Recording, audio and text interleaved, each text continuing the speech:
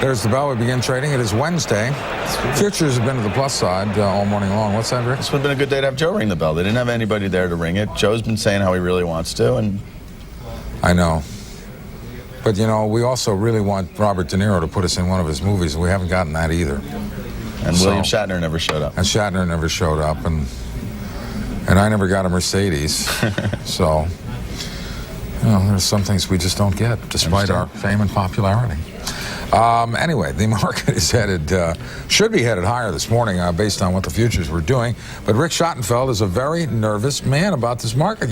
In fact, well, look at what happened 2 hours ago, 2.5 hours ago, you used the word bubble. Well, look at what happened today. I recommended 3 stocks on the show. The safest investment of the 3 I recommended was PetSmart. That's a company at 10 times earnings. You know, people aren't flocking to, you know, fundamental soundness. They're flocking towards a story, a high-tech story. High-tech speculative. And look, I like MRV. I think it's a good relative value. But if I had to put them in an array and say which is the safest investment, nobody wants that. They don't want the safe investment. The public is running into the speculative stock. And I think that's a very good illustration of what's going on in the marketplace. Which will end, sadly, you think. Yeah, but who knows when? I mean, I don't want to sit here and be doom and gloom because, you know, this could go on for another year. Who knows when it's going to end? But what it's doing is taking money and sucking it into the most speculative parts of the market. All right, well, we are to the plus side as the futures indicated we would be. Let's go back down to the big board now and get some details from Maria Bartiromo. Maria? Thank you very much, Mark. Once again, we are looking at the technology sector and the online brokerage community really doing the best, and that's where you're seeing the breakout today. Yet again, the money is flowing into this market, and we're seeing it move stock prices higher. Dow Jones Industrial Average right out of the gate up about 25 points. NASDAQ Composite also doing very well, up about 15 points as we speak. We told you earlier about the Qualcomm situation, that Payne Weber initiated coverage of the stock with a target price of $1,000 a share. Investors are reacting in the early going. Qualcomm stock opened up more than 60. It is currently up $60 to $564. $564 on Qualcomm after Payne Weber said that the stock goes to 1,000.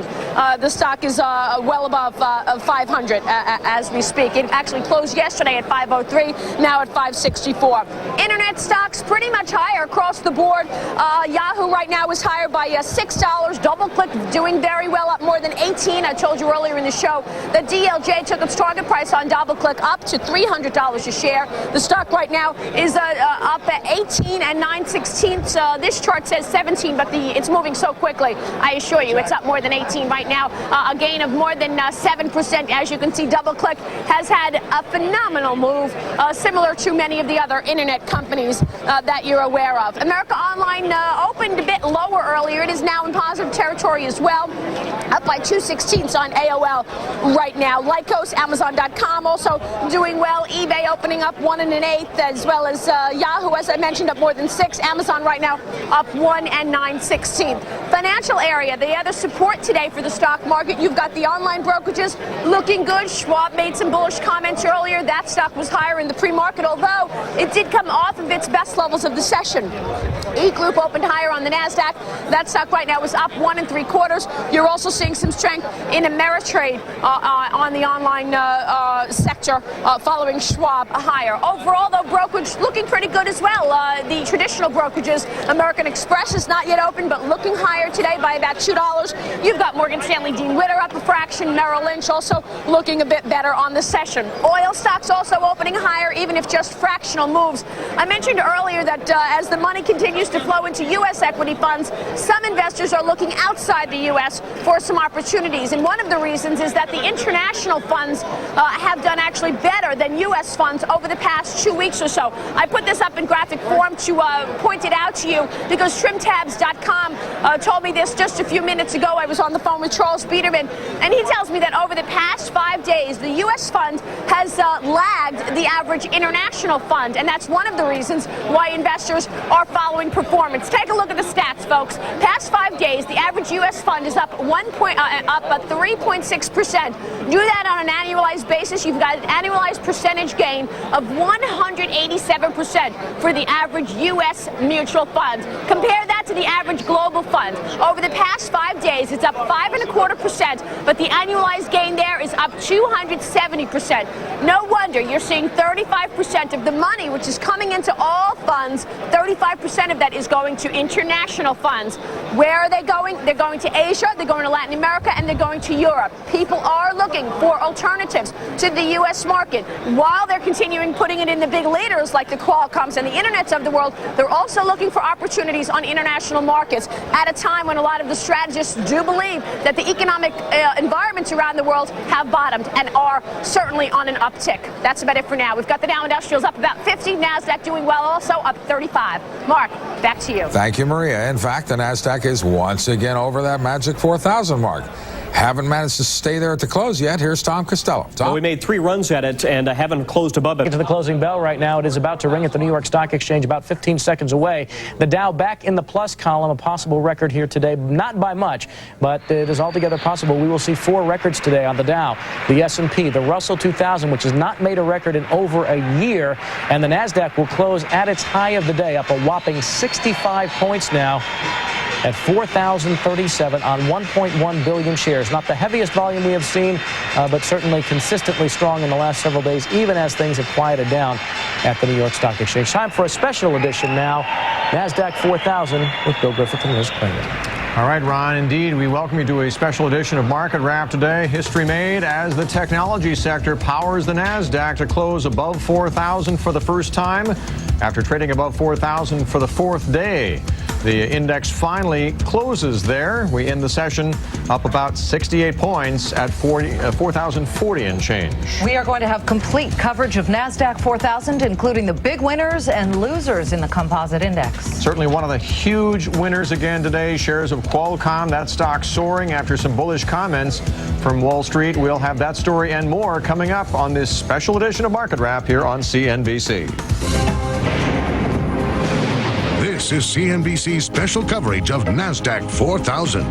Here are Bill Griffith and Liz Claman. In the next half hour. Back to you. All right, Bob, thank you very much. So NASDAQ 4000 becomes the story of the day. Let's check with Michelle Caruso-Cabrera and get more of the play-by-play of yet another historic day. Michelle? Hello, Bill. Yes, the incredible run in the NASDAQ may have some investors feeling giddy, but many market watchers are growing concerned. I don't think a guy who drives a dynamite truck is any more worried than most of the guys down here. What I think has happened here is a lot of people did have money on the side for Y2K. The NASDAQ, the high tech started a run. You can't let something go up 1% a day without being involved.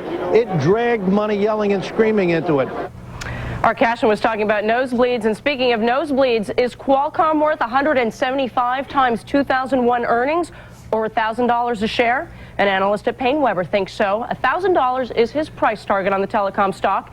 Qualcomm pioneered CDMA technology used in wireless phones. Analyst Walter Piecyk says he believes by the end of the next decade, 85% of phones sold will use CDMA chips, up from 18% today, translating into a $20 billion royalty stream for Qualcomm. Qualcomm already an unbelievable performer this year. It went even higher today. Take a look. A mere 153 points for the year. It's up more than 2,000%, as Tom Costello pointed out. Online brokers also performing markedly well today after Charles Schwab said earnings for the quarter would be between 18 and 20 cents a share versus previous expectations of 17 cents. If you've been paying attention to the markets this past month, it's no surprise because trading volume has been at record levels. But it wasn't just technology today. We saw what many people like to call rotation into basic materials companies. Alcoa hit yet another new all-time high. Take a look. Union Carbide also at a new high. The expectation is that the prices of commodities are going to rise. The world economy is getting better, which means more demand. But at the same time, supply isn't increasing all that fast. For example, take the case of aluminum. We have a shortage of alumina, the raw material used for aluminum, and very low inventories. So there's not much room for increased supply. So at a time when demand is increasing and supply is very tight, you're going to see significant increases in the price. And finally, in all the hoopla about the NASDAQ, don't forget the Russell 2000, an index of smaller capitalization stocks hit a new high today, up 26% for the year. Many of those stocks in that index are technology stocks. And the Dow dip into negative territory towards the very end for just a few minutes, so something must have been negative. What was it? A lot of pharmaceuticals were weak today. J&J off by 3%. This is the Amex Pharmaceutical Index. It's been a rough year overall for the group. That's it from here. Back to you, Bill. Michelle, thank you very much.